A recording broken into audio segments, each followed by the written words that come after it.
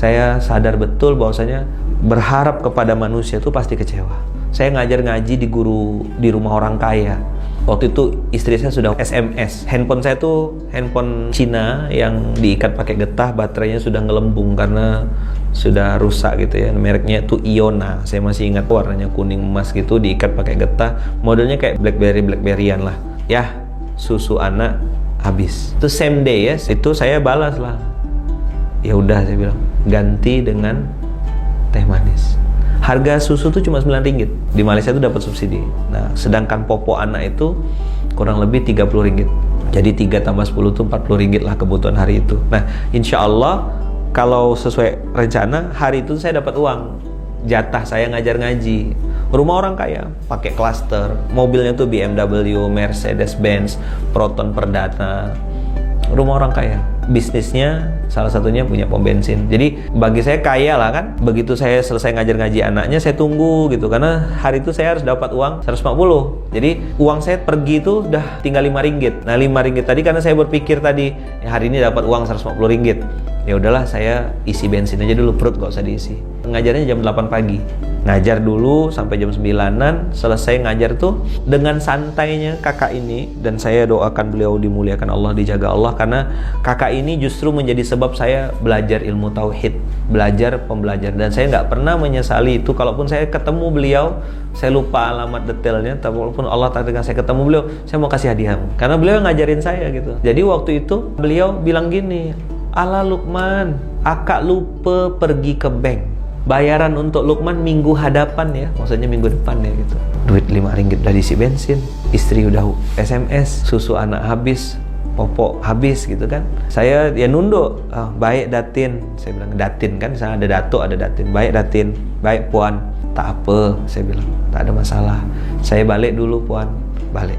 Nah pas balik itulah saya pakai helm, saya pakai jaket, saya masukkan perlengkapan. Ada tas saya tuh di jok motor bawah itu, yang tasnya tuh bagian atasnya tuh sobek gitu karena saking beratnya. Karena di situ ada laptop saya yang besar, ada barang-barang jualan dagangan saya, produk-produk kesehatan, ada pasta gigi, ada pembalut wanita. Jadi saya dulu jualan produk-produk kesehatan, pembalut, odol pasta gigi gitu ya. Dan itu ya saya presentasinya depan-depan TKI, depan-depan TKW. Jadi mereka kadang-kadang ngusilin. Otak saya cuma satu aja, saya cari duit halal, nggak nipu, nggak bohong. Dapat uang, margin dari satu produk itu bisa dapat RM1, bisa dapat RM1.50. Itulah untuk saya makan sehari-hari. Karena udah nggak dapat uang dari situ, dari guru ngaji, di situ saya ingat betul pas saya pasang helm, sudah mulai berlinang air mata, saya bersumpah saat itu. Saya bilang, ya Allah, jadikan hari ini hari terakhir saya berharap kepada manusia. Saya salah ya Allah. Jadi saya pulang tuh naik motor tuh udah kayak orang apa, basah aja air mata tuh. Udah nggak tahu mau kemana. Karena kan mau pulang, nggak tahu, nggak ada bawa duit, ya kan? Susu anak juga ini. Akhirnya jalan saya dari daerah Ampang, naik motor, saya jalan kosong, hampa, perut lapar, duit habis ya kan. Begitu udah sampai, Allah kasih ilham, nah kamu ke masjid aja. Bayangin ya, dari jam 8, jam 9, jam 10 tuh muter-muter gak jelas, sampai akhirnya saya putuskan untuk ke masjid. Ada nama masjidnya tuh di daerah Cokit, di tengah-tengah kota Kuala Lumpur. Ada masjid namanya Masjid Kampung Baru. Saya putuskan sholat zuhur di situ. Di situ perang batin lah, ada kesal, ada marah, ada apa. Tapi saya waktu itu banting ke dosa-dosa, banting ke aib-aib saya, banting ke ini. Di situ saya mulai peluk tas saya. Singkat cerita, sholat zuhur di Malaysia itu jam 1:15. Jadi saya nunggu panjang, iktikaf sambil lapar gitu ya. Saya noleh kiri kanan, ada nggak yang ngasih makan? Nggak ada. Tidur, tapi tidur ayam gitu kata orang ya, sambil peluk tas itu, sambil doanya tuh udah doa orang yang, ya Allah tolong beli dagangan saya gitu. Qomat, sholat, ya kan, selesai sholat saya doa itu lagi, saya peluk tas, tolong belilah dagangan saya, nggak muluk-muluk, saya minta ya Allah RM40 aja, RM10 untuk beli susu anak, RM30 untuk beli popok. Ya amanal aminin, aminna mimma nakhaf, wahai yang memberikan keamanan, amankanlah kami dari apa yang kami takuti. Ya amanal aminin, salimna mimma nakhaf, selamatkanlah kami dari apa yang kami takuti. Ya amanal aminin, najjina mimma nakhaf, tolong selamatkan kami, lepaskan kami dari apa yang kami takut. Nah saya Waktu itu masih paham bahasa Arab lah ya, alhamdulillah, walaupun nggak baca Quran berapa tahun itu masih paham sedikit-sedikit. Nah, wirid itu saya jadikan bacaan juga gitu. Ya Allah, saya bilang sini mau balik bawa pulang uang. Nggak lama setelah saya nangis kan, netesin air mata minta dibeli sama Allah, tolong belilah dagangan saya Allah, tolong beli. Handphone saya bunyi kering gitu. Wah, ini orang tua angkat saya. Anak beliau tuh adik kelas saya di Gontor, si Arif itu. Abah ini orang Garut, punya bisnis cukur rambut di Malaysia dan sampai sekarang masih ada cukur rambut. Jadi beliau bilang, Lukman lagi di mana? Lagi di Masjid Kampung Baru. Lukman ada bawa toothpaste, odol pasta gigi nggak? Ada Pak, ada. Saya bilang ada. Abah perlu berapa? Beliau bilang, Abah perlu 2. Oh, itu saya nangis langsung basah. Nangis, tahu kenapa?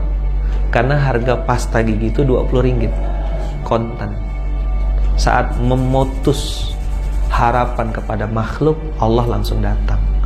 Ketika dipuji-puji, antum bangga, banyak yang nge-like, antum semangat bikin konten. Ketika banyak yang jempolnya ke bawah, antum berhenti bikin konten. Berarti bukan untuk Allah, untuk manusia. Berarti inna sholati wa nusuki wa mahyaya li like manusia gitu loh. Li like Facebook, li like follower. Sambil ngelap air mata, saya langsung bergegas bawa pasta giginya datang ke Abah. Nah, jarak dari Masjid Kampung Baru ke tempat Abah itu paling 2 menit lah naik motor. Datang sampai langsung serahkan pasta giginya, Abah langsung kasih uang. Saya masih ingat sampai sekarang, 40 ringgit itu merah.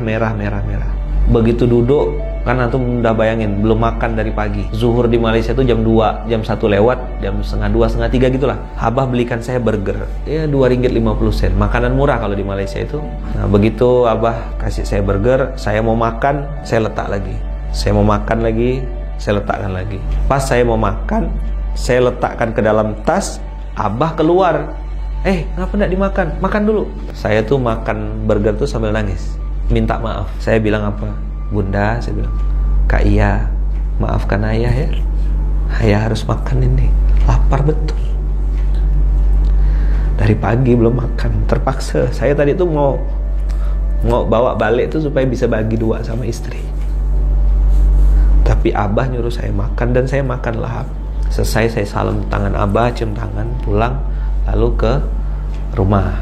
Beli popok, beli susu, habislah duit itu. 9 ringgit 70 sen harga susunya, masih ada sisa 30 sen. 30 ringgit itu harga popoknya. Dan saya pulang tuh dalam kondisi hujan yang sangat lebat. Nah, di Malaysia tuh orang pakai mobil laju-laju, kenceng. Nah, sambil saya naik motor itu bawa tas yang udah terlanjur masuk air di dalam tas itu.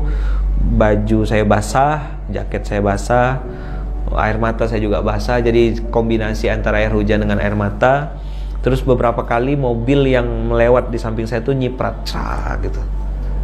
Basah kan, kotor. Di situ saya pasang niat lagi. Allah, saya bilang, seandainya suatu saat nanti Engkau angkat saya ke permukaan, Engkau munculkan saya nanti suatu saat, ya Allah, saya nggak akan nyiprat orang. Saya nggak akan pakai mobil kenceng-kenceng untuk ini. Saya tahu rasanya kena ciprat mobil tuh nggak enak gitu. Jangan pernah menyesali episode susah. Karena itu cara Allah untuk mengajarkan kita supaya hati kita hidup.